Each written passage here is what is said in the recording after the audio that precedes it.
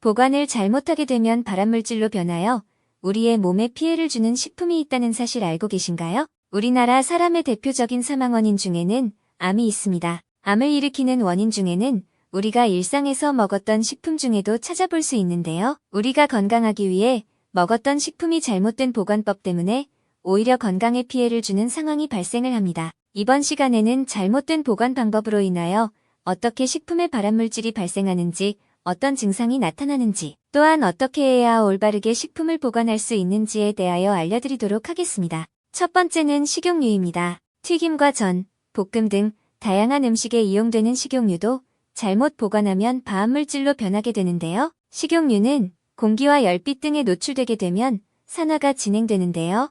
세포를 손상시키고 트랜스지방과 같은 유해화합물을 생성하게 됩니다. 식용유가 산화하게 되면 엘포, 지질산화 생성물이라는 유해화합물이 만들어지는데 이로 인하여 세포의 DNA를 손상시키고 암의 위험을 증가시킬 수 있습니다. 신체의 염증을 촉진시키고 세포 구성 요소를 손상시킬 뿐 아니라 세포의 성장과 분열을 조절하는 유전자의 돌연변이를 일으키게 됩니다. 또한 산화된 식용유로 조리한 음식을 먹게 되면 트랜스지방 등 인체에 유해한 화합물이 발생하여 혈중 콜레스테롤을 높여 심장병의 위험이 증가하게 됩니다. 그 외에 복통, 메스꺼움, 설사 등의 소화 문제가 발생할 수 있고 비타민 E 등과 같은 영양소의 흡수를 감소시키게 됩니다. 그렇다면 식용유를 산화시키지 않기 위해서 어떻게 보관해야 할까요? 식용유는 열과 빛에 약하기 때문에 서늘하고 어두운 장소에 보관하는 것이 좋습니다. 공기 중에 산소가 식용유와 반응하여 산화될 수 있기 때문에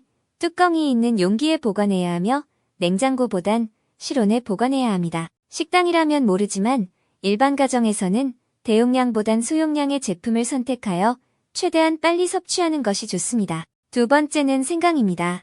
우리나라에서 김장을 할 때 필수적으로 사용하는 향신료인데요. 수천 년 동안 생강은 약용 성분으로 건강을 위해 전 세계적으로 많은 사람들이 섭취하고 있습니다. 근데 생강이 암을 유발할 수 있다니 아이러니한 상황이 아닐 수 없는데요. 생강을 잘못 보관해서 썩게 되면 아플라톡신, 사프롤이라는 독성 물질이 생기게 됩니다. 아플라톡신은 국제암연구소에서 지정한 1급 발암물질로 간 손상은 물론 면역체계 억제 및 성장장애를 일으킬 수 있습니다.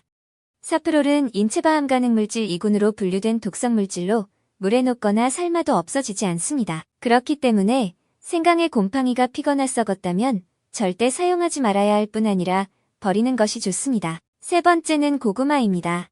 고구마는 남녀노소를 불문하고 사랑받는 간식 중 하나인데요. 고구마 역시 잘못 섭취하게 되면 암에 걸릴 수 있습니다. 곰팡이가 핀 고구마를 보면 검은 반점이 보이는데 흑반병에 감염된 고구마일 가능성이 높습니다. 고구마를 수확하거나 혹은 잘못 보관하여 생긴 상처에 균이 침투하여 생기는 병으로 이포메아미론이라는 강력한 독성 물질이 들어있습니다. 고열, 복통, 설사, 호흡장애를 일으킬 수 있고 폐하간에 심한 악영향을 줄 수 있기 때문에 검은 반점이 있는지 확인하고 섭취해야 합니다. 또한 전염성이 강해 고구마 전체에 독소를 퍼뜨릴 수 있어 세심한 주의가 필요합니다. 검은 반점이 있는 부위를 제거하고 섭취한다고 하여도 이미 독소가 퍼진 이후일 수 있어서 섭취하지 않는 것이 좋습니다. 네 번째는 계란입니다.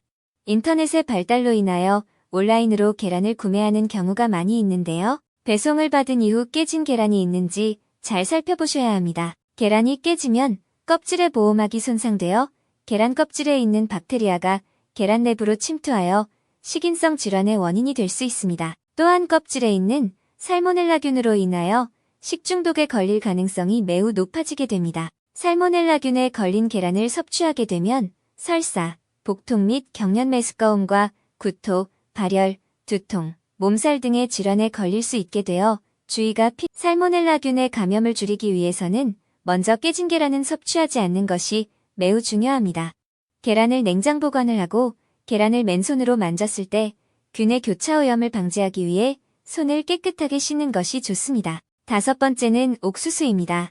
여름철 한국인에게 많은 사랑을 받는 옥수수 또한 보관을 잘못하면 암에 걸릴 수 있습니다. 옥수수는 보관 기간이 짧고 습도에 약하여 곰팡이가 잘 자라는 식품 중 하나입니다. 옥수수에 핀 곰팡이 안에는 푸모니신이라는 독성 물질이 들어있는데 장기간 섭취하게 되면 식도암 등을 일으킬 수 있는 독성이 강한 물질입니다. 태아의 간 및 신장 손상을 유발할 수 있으며 신경관 결함 등과 같은 건강 문제를 야기할 수 있습니다. 그렇기 때문에 옥수수를 섭취하기 전에 곰팡이가 피어 있는지 잘 살펴보아야 하는 게 필수적입니다. 또한 이 독성 물질은 100도 이상으로 가열해도 사라지지 않을 뿐 아니라 전체적으로 곰팡이 포자가 퍼져 이미 독성에 오염이 될 수 있기 때문에 곰팡이가 있다면 섭취하지 않고 버리는 것이 좋습니다. 마지막 6번째는 토마토입니다. 토마토는 다른 과일보다 껍질이 얇고 많은 수분을 보유하고 있어 곰팡이가 생기기 좋은 야채입니다. 상처난 토마토의 경우 그 사이로 세균의 번식이 쉽게 되며